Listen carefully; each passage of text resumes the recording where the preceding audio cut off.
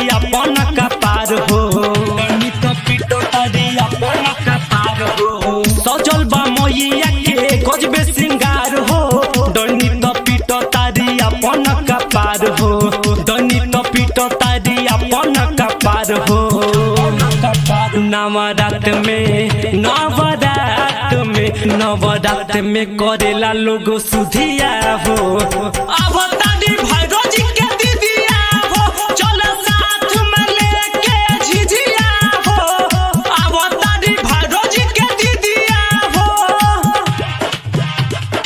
अब तारी भैरो जी के दीदिया हो। डीजे विकास गोपालपुर।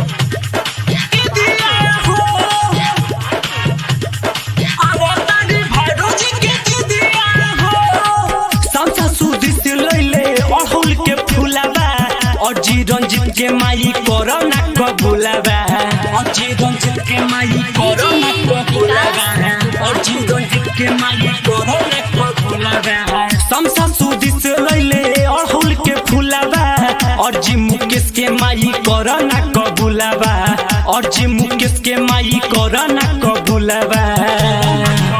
दीपक चौधरी के हई दीपकाबा, दीपक चौधरी के लागे नहीं निंदिया हो। अब तारी